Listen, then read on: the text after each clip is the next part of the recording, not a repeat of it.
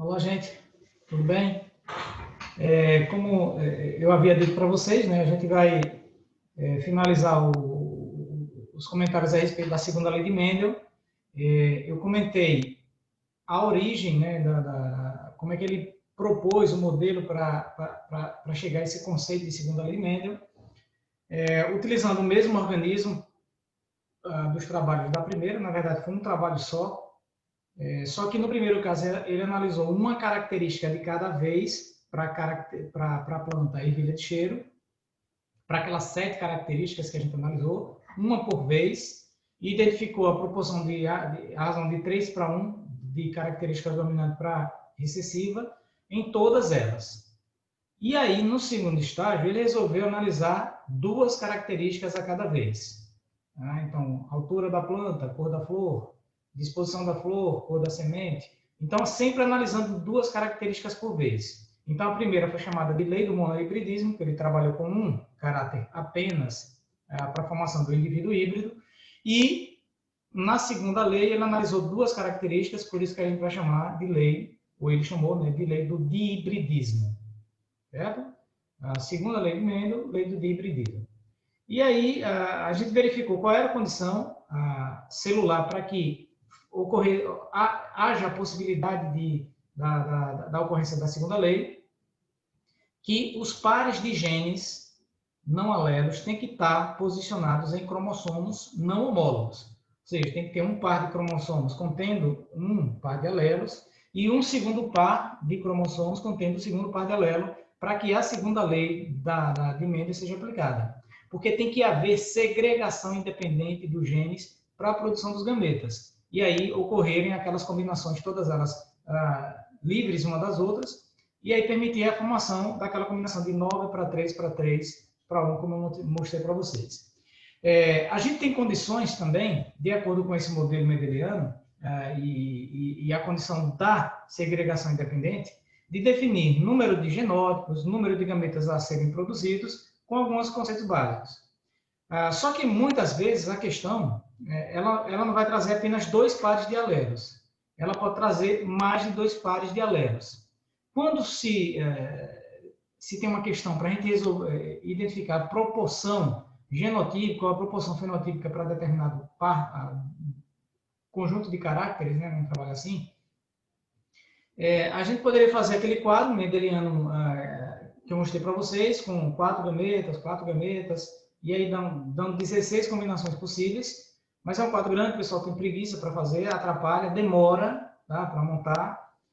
Em muitos casos, a gente não precisa fazer, vai depender do cruzamento que foi dado, às vezes é um par de heterozigoto com um par recessivo, ou seja, 2 heterozigotos para um duplo recessivo, duplo heterozigoto para um duplo recessivo. Então, não precisa fazer 4, tá? Vai depender do conjunto genético que tem nos parentais para definir a proporção na prova. Tá? Então, vai depender muito. Por isso que eu vou colocar algumas questões nessa aula de hoje, do livro, tá? Vou apontar para vocês qual é a questão que está sendo identificada, para que a gente tenha a noção de como é que pode ser trabalhada.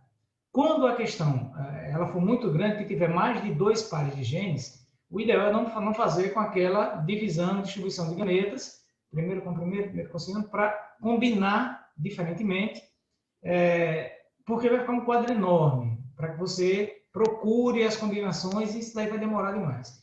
Como é um caso de segregação independente, existe uma lei de probabilidade, eu não sei se vocês lembram que a gente trabalhou para a primeira unidade, que dizia assim, quando ocorrer independência da proporção, você pode utilizar a regra da multiplicação. Regra da multiplicação para eventos mutuamente, para eventos independentes.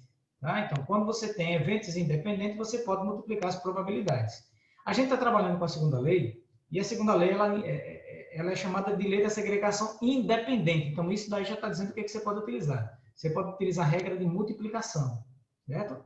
Porque você tem 2 eventos que são independentes, como a possibilidade de um não interfere na possibilidade de outro, você pode aplicar regra de multiplicação. E aí a gente pode trabalhar com a primeira lei.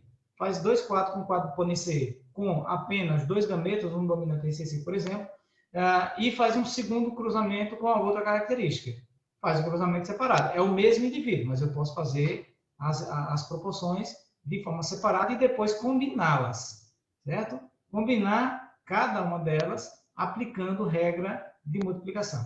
Então, o que a gente vai tentar abordar, o que eu vou tentar abordar aqui nessa aula de hoje, é exatamente isso. Como é que eu posso identificar números de gametas, números de genótipos e números de fenótipos de forma rápida, direta, sem fazer cruzamentos, aplicando algumas fórmulas?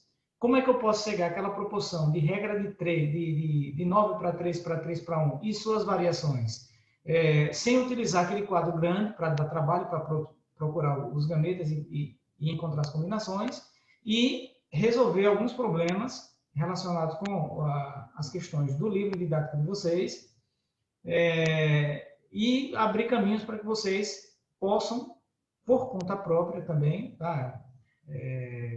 Depois eu passo algumas atividades, mas por conta própria consigam compreender aquelas questões e fazer um vestibular com um nível de informação bom para poder ter uma chance de competição maior, né? Quanto mais bem preparado você está, melhor vai ser a sua competitividade, tá? Vai lembrar sempre o nível do seu resultado e aí os demais vão ter que correr atrás também, tá? Por isso que depende de cada um de vocês. Então, eu vou tentar restabelecer aqui a sequência, mais ou menos de onde a gente parou. Eu não sei se vocês recordam, certo? Mas eu devo ter começado e analisei esse quadro aqui, que é o quadro de Poincare para definição da proporção fenotípica em F2, que foi esse quadro montado aqui, gigantão, né? É o que eu disse para vocês, o cruzamento de híbrido, um Vzão, Vzinho, Ezão, Ezinho, tá? Aquelas combinações que a gente tem. E aí você fazia primeiro com segundo, para combinar 4 tipos de gametas diferentes. Por exemplo, pegar um díhíbrido aqui, tá vendo? O cruzamento era entre indivíduos com essa combinação. Então, o que é que você fazia? Primeiro com primeiro, daria um gameta. Primeiro com o segundo do outro par, daria um segundo gameta. Segundo com o primeiro, daria um terceiro gameta. E segundo com o segundo, dando um quarto gameta. Então, eu teria o tipo de gameta visual. Tá? Estou vendo aqui os gametas que eu consigo produzir. Se, nesse caso, produz o outro é díhíbrido também, os gametas teriam a mesma composição. Os dois dominantes, o V dominante, só o R dominante, e o V e o R recessivo. Lembrando que o V é para a cor da semente e o R para a definição do formato da semente. Então, é uma planta amarela e lisa cruzada ou autofecundada, ou seja, com a mesma planta lisa, que é uma característica dominante, com o formato, a cor amarela, que também é dominante. Então, eram 2 díhíbridos. E aí, a gente faz essas combinações, junta os gametas, primeiro com primeiro, juntei aqui Vzão, Vzão, Rzão, Rzão. Então, deu essa combinação aqui. Lembrando que eu coloquei cores para diferenciar dominantes nos 2 caracteres. O vermelhozinho aqui, dominante só para o primeiro caráter. Esse com a cor mais marrom, dominante só para o segundo caráter. E esse aqui, lilazinho, aproximado da rosa, você tem os 2 com a característica recessiva. Então, você tem 4 combinações diferentes, mas não são 4 genótipos diferentes. Porque o genótipo é a combinação de cada gene que a gente tem que observar. Por exemplo, esses 2 aqui eles são os 2 pares dominantes. Mas o primeiro é homozigoto nos 2 e o segundo é homozigoto só para o primeiro. Então, são 2 genótipos diferentes. Aqui eu tenho 1, 2, 3, 4. 5, tá vendo? Os 2 genótipos são iguais. 6 genótipos. Aqui, essa linha toda de duplo heterozigoto, 7, 8 e 9. Então, são 9 combinações genotípicas diferentes. Bom, quando o quadro é com 2 pares de gene, eu posso fazer e sair contando. Então, fica fácil. Mas se eu tiver 3 pares de genes, então eu teria que fazer primeiro com primeiro do outro par. Então, eu teria que formar 8 gametas nessa sequência, com 8 gametas nessa e 64 combinações. Aí um quadro enorme. Isso daí vai dar um trabalho absurdo. Eu não quero que vocês tenham trabalho. A gente tem que cortar caminhos para ir para aquilo que é mais prático para a gente fazer. Então, quando a gente fez esse cruzamento, eu consegui identificar que existem 4 combinações de características diferentes, as 2 dominantes, só a primeira dominante, só a segunda dominante e as 2 recessivas. Essas seriam as 4 combinações fenotípicas, resultando em amarela e lisa, amarela e rugosa, porque rugoso é recessivo, verde, que é recessivo, e liso, que é dominante, verde e liso, que são as 2 características recessivas. Dando um total de 9, tá vendo aqui o todo de azul? Dão 9, 3 vermelhozinhos, 3 em marrom e 1 apenas com as 2 características recessivas. Então, o que eu estou vendo aqui é a combinação fenotípica, mas às vezes a questão ela pede para vocês as combinações genotípicas. E aí eu teria que olhar cada uma combinação de forma individual. Então, se eu quero saber só a quantidade, fica fácil. Se eu quiser saber os tipos, aí eu teria que montar. Certo? Mas geralmente as questões ela pede apenas a quantidade, para a gente aplicar algumas regras. E aí, como resultado, ficaria a proporção 9 para 3 para 3 para 1. 9 do dominante para as 2, 3 só com a primeira dominante, 3 só com a segunda dominante e 1 com todas elas recessivas. Então, esse quadro eu tinha comentado com vocês para chegar nas combinações e proporção. Essa combinação das 2 dominantes, dando a proporção de amarelas e lisas, no total de 9 para 16. A segunda combinação, Vzão e Rzinho, Rzinho. Por que é que eu coloco esse traço aqui embaixo? É porque ele poderia ser o homozigoto ou o heterozigoto. Vai depender da condição genética que resultou naquele quadro de proporção. Então, 3 dominantes para amarelo e uma rugosa, amarelo e rugosa ao mesmo tempo, tá, gente? Desculpe. A primeira recessiva e a segunda dominante, ou seja, verde e lisa, e as 2 recessivas com uma combinação apenas, por isso que a proporção ficou 9 para 3 para 3 para 1. Então, essa proporção fenotípica. A genotípica, aí, seria 1 para 2 para 2 para 4 para 2 para 2 para 1. Então, daria uma sequência maior, então, geralmente, a gente trabalha só com a proporção fenotípica. E é bom que vocês lembrem disso, porque eu já comentei a primeira lei e algumas variações da primeira lei. Por exemplo, dominância completa para monohíbrido. 3 para 1, 3 dominante para 1 recessivo. Combinações fenotípicas para ausência de dominância, 1 para 2 para 1. Gene letal, 2 para 1. Segunda lei de Mendel, 2 características com 9 para 3 para 3 para 1. Então, se eu tiver 2 características e deu isso, eu já sei que existem 2 pares de genes e esses 2 pares de genes estão localizados em cromossomos diferentes para haver segregação independente. Se os 2 pares de genes estiverem no mesmo cromossomo, para onde um gene for, o outro também vai. Para onde o gene for, o outro também vai. Então, vai haver ligação gênica. Aí já é outro caso, já é a terceira lei da genética. Então, como é que a gente pode fazer para definir de forma rápida, direta, esse número de gametas, genótipos e fenótipos no hibridismo? Você vai utilizar algumas regras. Por exemplo, essa formulazinha aqui para definir a quantidade de tipos de gametas. Não a quantidade de gametas, porque vai depender das células que tem nos órgãos de fertilidade de produção dos gametas. Então, é difícil você definir. Mas as combinações e tipos diferentes de gametas, você pode encontrar. Então, o número de tipos de gametas seria a definição mais precisa, né? Número de tipos. Não quantidade de gametas que você vai produzir, certo? Que seria um número absurdo. Por exemplo, na espécie humana, a cada ejaculação a pessoa libera mais de 200, 300 milhões. Então, não tem por que saber quantos gametas você produziu. Mas as variações de tipos de gametas é importante que a gente consiga definir. Se eu quiser saber a quantidade de tipos de genótipos produzidos no cruzamento de híbridos, aí eu vou pegar a regrinha de 3 elevado a n. Se eu quiser saber o número de fenótipos produzidos, você vai trabalhar com 2 elevado a n. Lembrando que eu preciso identificar o que representa esse valor n, né? Que esse n aí de cima. Esse n, ele na verdade vai representar a quantidade de pares de genes heterozigóticos que tem no indivíduo. Certo? Então, se tiver azão-azinho, é um heterozigoto, mas se tiver azinho-azinho, aí ele é homozigoto, eu não conto como esse valor n, certo? O n representa números de pares de alelos heterozigóticos que tem no indivíduo. Por exemplo, uma sequência como essa aqui.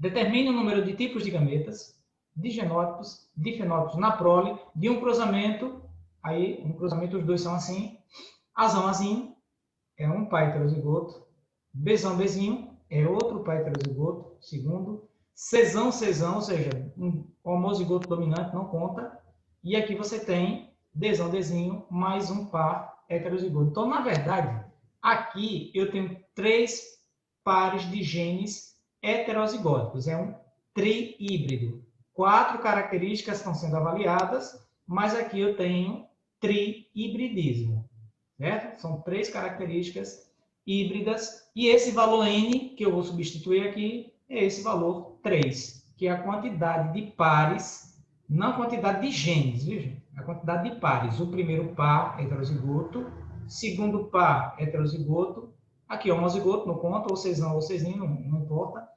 E esse daqui também é heterozigoto, então eu tenho 3. Como é que eu encontraria esse valor? Número de gametas, 2 elevado a n. Quantos gametas diferentes esse indivíduo produziria? 8. Porque seria 2 elevado a 3. De onde é que vem mesmo esses 3? Número de pares de genes heterozigóticos. Tá? Tá vendo aqui? Número de pares de genes. Então, 3, 2 elevado a 3, 8. Número de genótipos diferente. 3 também. Vou repetir aqui. 3 elevado a 3. 3 vezes 3, 9. 9 vezes 3, 27. Potenciação que aí vocês recordam direitinho. Número de fenótipos produzidos, 2 elevado a 3, que daria um total de 8. Se eu voltar para aquele primeiro caso que a gente viu da segunda lei, que eram 2 pares de genes, azão, azinho, bezão, bezinho, certo? 2 pares de genes heterozigóticos. Então, eu teria que substituir esse valor por 2. 2 elevado a 2, 4. Então, vocês lembram que aquele quadro tinha 4 gametas e 4 gametas. Quantos genótipos diferentes produziu lá? Eu contei com vocês. Deu 9. Tá? Por quê? Porque 2 pares de genes heterozigóticos, 3 elevado a 2, 3 elevado a 2, foram 9. Tá? Então, dá 9, então foram 9 combinações que a gente viu. Combinações fenotípicas. As duas dominantes, só a primeira dominante, vou colocar aqui para a gente ir acompanhando. As duas dominantes, só a primeira dominante, só a segunda e as duas recessivas. Foram 4 combinações. É tanto que ficou 9 para 3, para 3, para 1. Certo? Então, aqui, se eu colocar essa formulazinha, 2 elevado a n, lá naquele caso seria 2 elevado a 2, que deu um total de 4 combinações. Com 2 pares de genes, fica tranquilo, fica fácil, dá para fazer, não tem trabalho nenhum. Mas a partir daqui, a partir de 3, já seria mais complicado. Então, por isso que a gente encontra a quantidade de gametas, de tipos de gametas, de genótipos produzidos e de fenótipos obtidos na prole, a partir dessa formulazinha 2 elevado a n, 3 elevado a n, e para fenótipos, 2 elevado a n. Bom, só que às vezes eu não vou querer só isso, eu vou querer saber a proporção de indivíduos. Para encontrar a proporção de indivíduos, você trabalhar com aquele quadro de segunda lei, ele é enorme. A partir, com 2 o pessoal já reclama, imagina com 3. Então, o que é que a gente pode fazer? Trabalhar com a primeira lei de Mendel e aplicar a regra da probabilidade de multiplicação. Então, você separa os pares de genes e faz cruzamentos de forma separada. Eu vou pegar o mesmo exemplo da cor da semente e do formato da semente da ervilha para trabalhar e verificar que realmente dá o mesmo resultado. Porque nada mais é do que uma projeção da primeira lei. É que eu estou analisando lá, no caso, os dois ao mesmo tempo. Mas como eles são independentes, eu poderia separar e analisar os dois separados e fazer a aplicação ou aplicar a regra de multiplicação. Então, imagina aí o seguinte. O cruzamento da F1, tá? Naquele cruzamento mendeliano, é assim. Amarela e lisa cruzada com ela mesma, que era a autofecundação. Qual era o genótipo dessa geração F1? De híbrido. Tá? Heterozigoto para o primeiro, heterozigoto para o segundo, nos dois casos. Tanto para a primeira planta quanto para a segunda. Porque é uma autofecundação, na verdade. Né? Bom, como eu tenho aqui 2 pares de genes, você pode fazer aquele quadro grande, beleza, tranquilo. Se eu tiver 3, fica muito complicado. Daria 8 gametas, 8, 64 combinações. Certo? Então, para não ter essa quantidade exagerada de combinações, então a gente pode separar. Eu vou fazer com 2, mas você poderia fazer com 3, 4, 5, certo? Porque fica mais rápido de identificar. O que eu identifico aqui? Você tem o primeiro par e o segundo. Eu separo. Eu faço um cruzamento com os alelos V e faço outro cruzamento com os alelos R, de forma bem simples. Então, como a segregação é independente, a gente pode efetuar os cruzamentos separados. Então, que tipo de cruzamento separado seria esse? Eu pego amarelo, cruzado com amarelo, e lisa, vou voltar aqui rapidinho, e lisa, voltado com, ou cruzado com lisa.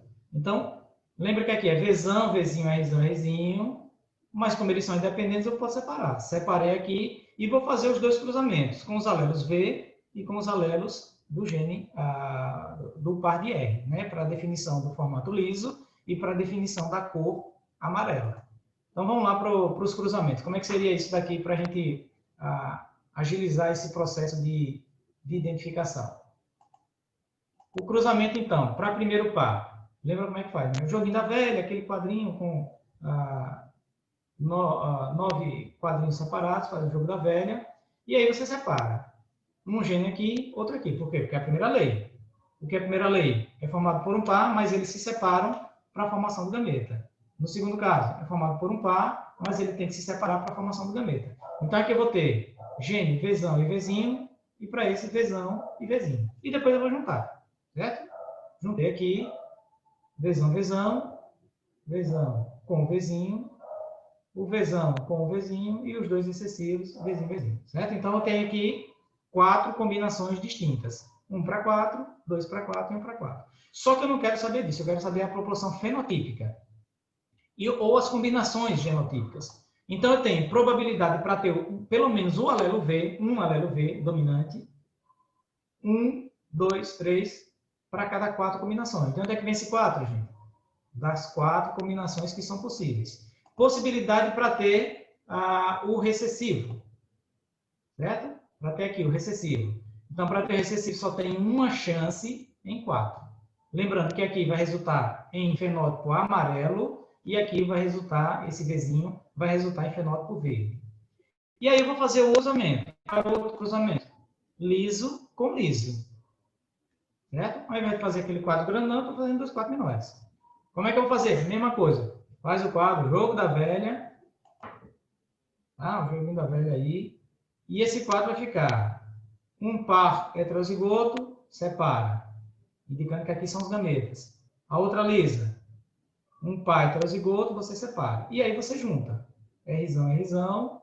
O Rzão com Rzinho. O Rzão com Rzinho. E os dois excessivos aqui embaixo. 4 combinações, tá vendo que é a mesma coisa? Mesmo 4. Só troquei a letra para definir que são 2 características distintas. Se você já faz isso daqui de forma rápida e exercitando bem, numa questão objetiva, é evidente que você não tem um trabalho, tem que fazer esse trabalho, porque você já vai definir que a proporção é de 3 para 1 e 3 para 1. Tá? Por exemplo, aqui, proporção para ter o alelo R dominante. 1, 2, 3. Não contem isso, tá, gente? Por que isso aqui não pode contar? Porque são os gametas. A gente está identificando probabilidade na prole. Prole não pode ser gameta, prole tem que ser o indivíduo. O indivíduo é formado por um par. Isso já é regra da primeira lei. Então, você tem aqui 1, 2, 3 combinações, certo? Com pelo menos um gene dominante. Lembre que o tracinho é porque pode ser dominante ou recessivo, esse outro alelo que eu chamo é outro gene, certo, gente? Conceitos básicos. E a outra combinação possível seria Rzinho, Rzinho, uma chance em 4 eventos possíveis. 1, 2, 3, 4, uma chance para 4. Então, aqui são as frações que eu posso obter. 3 quartos de dominante, 1 quarto de recessivo. Na segunda, o cruzamento, 3 e 1 para 4 também. Bom, já que eu fiz os 2 cruzamentos separados, lembrando, eles são independentes. Então, se eles são independentes, eu posso aplicar regra de multiplicação para achar os resultados. Aqui, aplicando a regra de multiplicação, temos probabilidade para ter V e R dominante ao mesmo tempo. V e R, regra do E, tá? Regra do E, não sei se você lembra. Então, é a probabilidade de ter Vzão e de ter Rzão. Qual é a chance de ter Vzão? Foi quanto lá que a gente obteve? 3 para 4, vezes a probabilidade de ter Rzão, 3 para 4. 3 vezes 3, 9, 4 vezes 4, 16. 9 para 16. Para encontrar com o primeiro dominante e o segundo recessivo, mesmo procedimento. 3 para 4 para o dominante, e para recessivo 1 para 4. 3 vezes 1, 3, 4 vezes 4, 16. Deu 3 para 16. Para encontrar o primeiro par recessivo, Vzinho, Vzinho. Tá, gente? Aqui eu errei, tá vendo? É Vzinho, Vzinho. Probabilidade para ter Vzinho, Vzinho e o segundo com pelo menos o R dominante seria 1 para 4 do primeiro vezes 3 para 4 do segundo. Foram aqueles resultados que eu encontrei no slide anterior. E para ter os dois excessivos, Vzinho, Vzinho, Rzinho, Rzinho, dá um total de 1 sobre 16. Ou seja, a proporção fenotípica 9 para 3 para 3 para 1. Então, eu não fiz aquele quadro grandão, apliquei a regra de duplicação e achei o resultado. Se tiverem 3, aí eu teria que fazer a multiplicação de novo por pelo resultado que eu encontrei. Então, quando a gente treina bem, isso daqui é muito mais prático, muito mais simples de se fazer e vocês vão treinando aí de acordo com os exercícios que tem no livro. Como a gente tem algumas questões, eu vou trabalhar basicamente essa, certo? Essa questão daqui. A cor do caule tomateiros é determinada por um par de alelos, sendo que A determina a cor púrpura, ou seja, o dominante, e o recessivo determina a cor verde. O aparecimento de duas cavidades no fruto é determinado por um par de genes, sendo dominante quando tem as duas cavidades, e o recessivo quando ele tem múltiplas cavidades. Lembre, então são duas características, tendo dominância nas duas, o azão determinando a cor púrpura, o azinho determinando a cor verde, o alelo, o Mzão, determinando duas cavidades, e o recessivo Mzinho determinando várias cavidades múltiplas, geralmente 4, que são produzidas no tomate. Considerando que esses dois loci, que seria esse loci, gente? Esse loci é o plural de locus, ou seja, os locais. Então, eles estão em locais que se segregam independentemente, ou seja, é uma segunda lei indicando que eles estão em pares de cromossomos diferentes. Determina a proporção fenotípica de uma planta de híbrida, submetida a um cruzamento teste. Então, aí o segredo dessa questão é que não é um cruzamento de dois híbridos, é um cruzamento teste. Ah, professor, não sei o que é um cruzamento teste. Está lá nos conceitos iniciais da primeira lei. Um cruzamento teste é quando você pega um indivíduo com característica ou características dominantes e cruza com as duas ou uma característica recessiva. Então, se eu trabalhar no monohibridismo, seria uma. Mas como eu estou trabalhando com dihíbrido, com duas características, então a planta duplo dominante com uma planta duplo recessiva. Isso é o cruzamento teste.